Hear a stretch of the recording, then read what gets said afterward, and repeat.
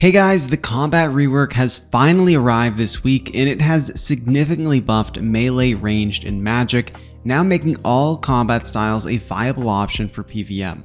Honestly, this feels like one of the first times in a very long time where all combat styles are so balanced. While this is awesome news for the original combat styles and just for combat in general because all combat styles are fairly balanced, a nerf to Necromancy has also been implemented. So Necromancy users will feel a bit disappointed from this update as Necromancy saw a nerf, but it does help balance out the 4 combat styles. Before the combat rework, at level 90 Necromancy, your critical strike damage was 60%. This has now been decreased to 50%. Also before this rework, you got an extra critical strike damage boost every 10 levels. So at level 100, you got a 65% crit damage boost. At level 110, it was 70%, and 120, it was 75%. These new changes have nerfed the critical strike damage. You can see at level 90 Necromancy, you have the 50% critical strike damage, and this critical strike boost doesn't go up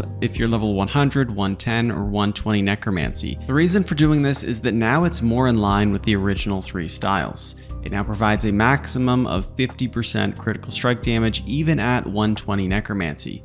And although it is a nerf, it is more in line with those styles, and the game is just a bit more consistent, which I think is a good thing.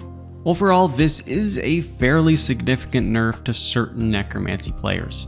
For me personally, I haven't been using the best in slot Reaver's Ring or Erethdor's Grimoire for the additional critical strike chance, meaning my base crit chance has been 10%, plus my cheap Biting 2 perk, which puts me at a 14% chance to get a crit. Due to the 25% decrease in crit damage, I'll now be seeing about a 3.5% decrease in DPS, which really isn't too bad. If you're someone with 120 Necromancy and was using Biting 4 and the Reaver's Ring, you might see more of like a 4.75% DPS decrease. And then with Biting 4, the Reaver's Ring, Grimoire, your crit chance it was 35%, and still is. Meaning this nerf has caused about an 8.75% DPS decrease, and this is not factoring in any of the other synergies with the Jazz Book or the Calgarian Demon temporary crit buff, which might make this around a 10% DPS decrease for those elite players. It is always disappointing to have a nerf come into the game, but honestly, I think this needed to happen to make all the combat styles more balanced. Necromancy is by far the easiest combat style to get into since you can make the tier 90 armor quite easily, and the combat abilities and rotations are just so much easier to use and understand. You have the Ghost Conjure, which provides a great deal of healing, and powerful incantations like Threads of Fate and Invoke Death, which are only for Necromancy, and then of course you have the Darkness incantation. Although nerfs are always disappointing, I really think it does make sense to add this nerf to the game. Now this has caused some drama in the community, since now Necromancy doesn't really benefit you for training from level 99 to 120. Sure, it provides a small DPS increase just for having a higher level, but it is believed that level 99 versus 120 Necromancy only gives you about a 3 to 4% DPS increase. Now when you look at the skill book for Necromancy, the gap between 99 and 120 is just a bit disappointing. You do unlock a few new alteration glyphs and the ability to have 4 conjures at once, although we only have 3 in the game so far.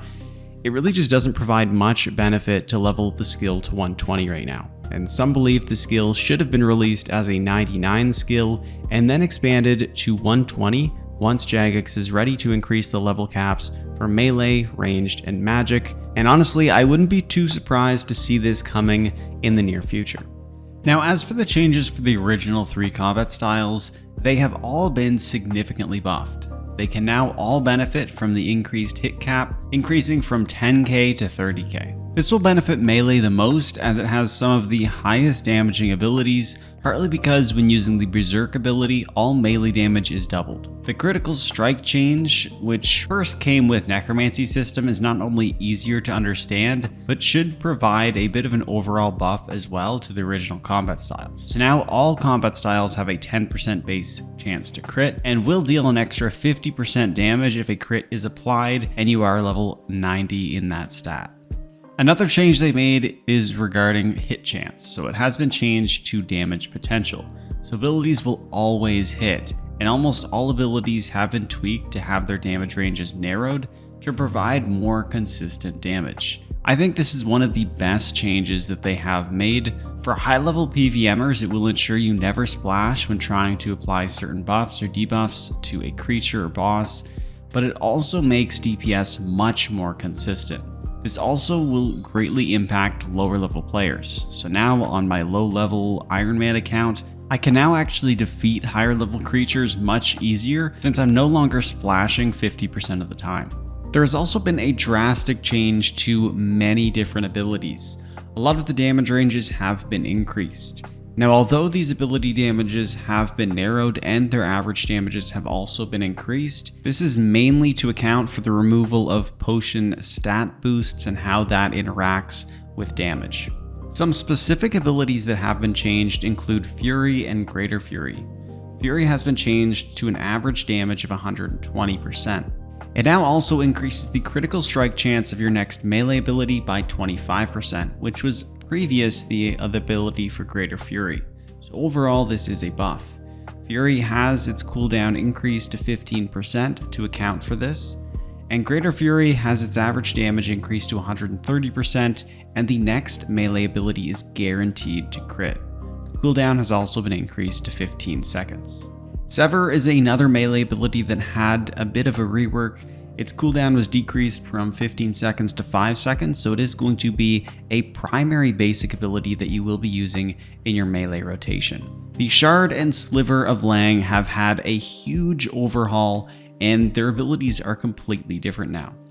Now attacks have a 2% chance to apply a Primordial Ice stack. Whenever you apply a stack, you gain Frost Blades for 9 seconds. Frost Blades deal an additional 24% ability damage on hit. These swords also have the Icy Tempest special attack, which costs 30% adrenaline, which is also reduced by 12% per Primordial Ice stack. It will consume all the stacks, and it will deal an average damage of 110% on your primary target, plus another 165 average damage on all targets, including the primary target, plus 20% damage per Primordial Ice stack. Just to simplify things, if you have one stack, you will deal 315% damage, and it'll only cost you 18% adrenaline or 15% with vigor. This is also an area of effect ability. The Bow of the Last Guardian has also seen some changes. Overall, the change is that it decreased the amount of stored damage and increased the base damage that the Bow of the Last Guardian does.